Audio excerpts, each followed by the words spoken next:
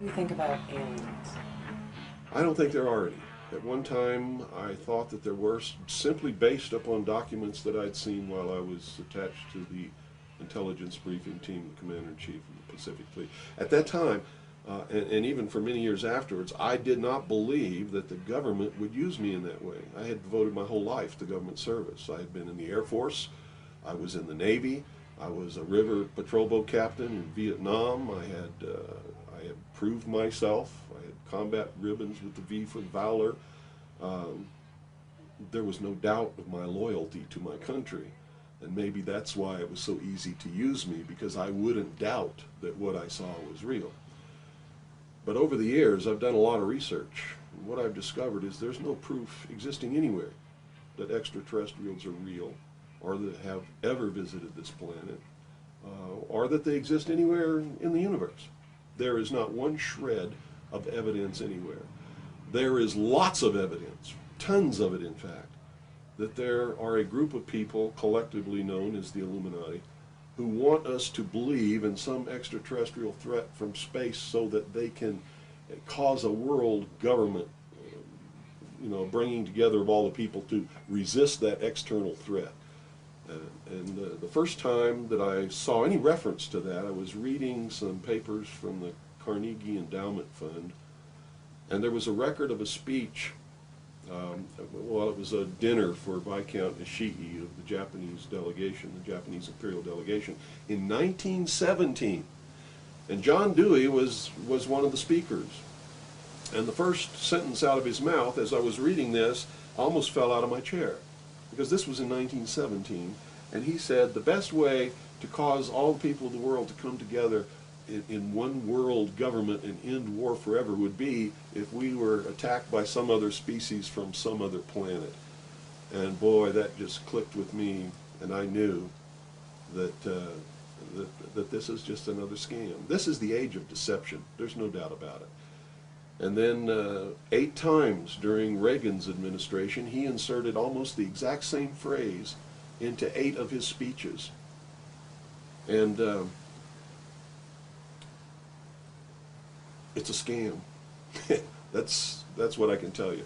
What they call UFOs, these craft that fly around the sky, are real.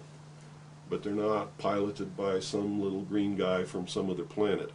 They're owned and operated by the United States of America for one, the Soviet Union for another, probably Great Britain, Canada. I think the first really operable ones were probably manufactured in Western Canada, in the wilderness, in a place especially built to create those machines, like we created the Manhattan Project, and the same kind of secrecy surrounded it. So the technology is real. It's been kept secret, and it's been used to promote this concept that there's an alien threat to this earth. The cattle mutilations I've discovered in my research are nothing more than what's left after the government does its secret tests on the low-level radiation leakage from its atomic weapons assembly plants and atomic power plants. It's a low-level radiation monitoring project. And if you look at what's missing in the cattle, you'll see that it's just as clear as day. They take the lips, they take the tongue, they take a 6-inch patch of skin, they core out the rectum, the colon area, where those kinds of things would collect. They pass through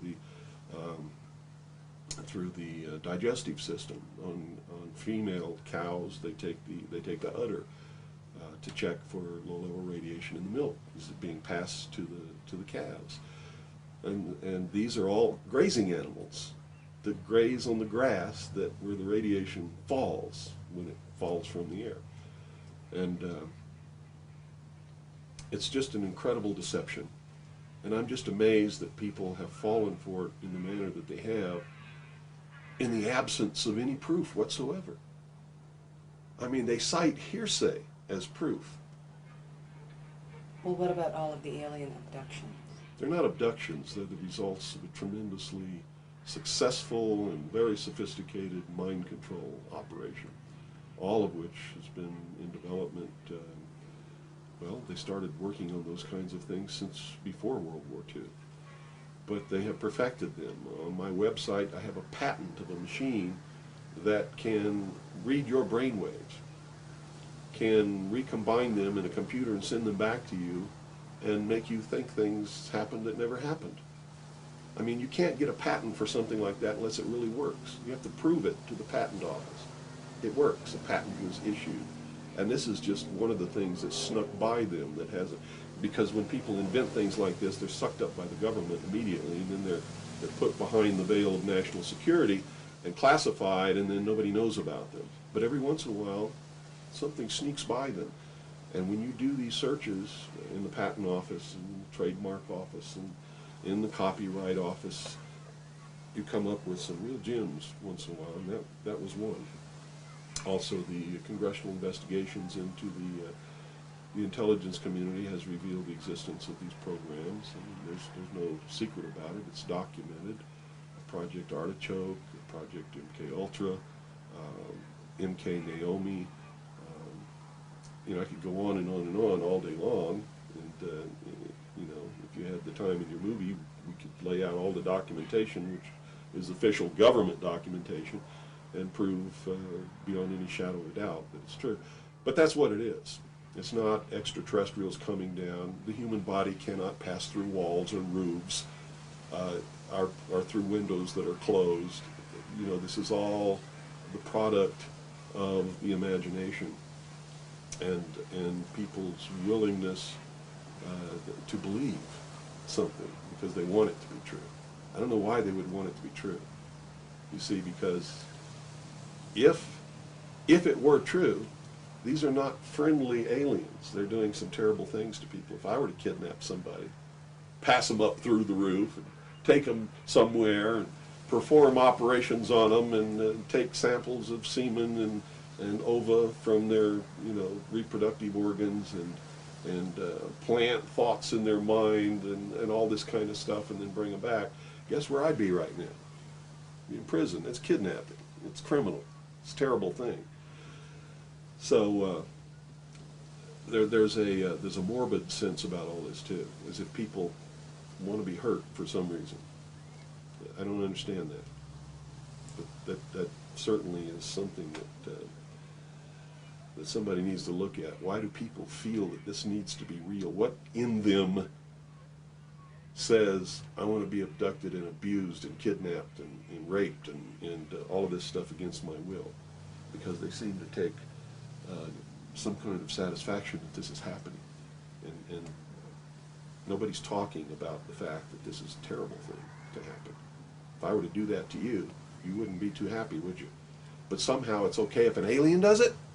I don't think so. It's all bullshit. It's a lie. And it's... So where do you feel the hope for America lies? Oh, this is William Cooper, a man who received mainstream attention in 1994 when Rush Limbaugh read an alleged White House memo on the air calling him the most dangerous radio host in America. Maybe that's because his conspiracy classic is the underground bestseller, or perhaps it's because of the increasing popularity of his shortwave radio broadcast, which is also available on the internet. Good evening. You're listening to the Hour of the Time. I'm still William Cooper. This was not an easy interview to net. He was the first person I asked, and after 8,000 miles and 6.5 weeks on the road, just about the last to agree. I guess he wanted to make sure I was serious. Nevertheless, I had to come alone, and I was required to follow clear rules of conduct. Well, at this point, I've done so much research on this. I have to tell you, there's only one way this is going. There's going to be a civil war in this country.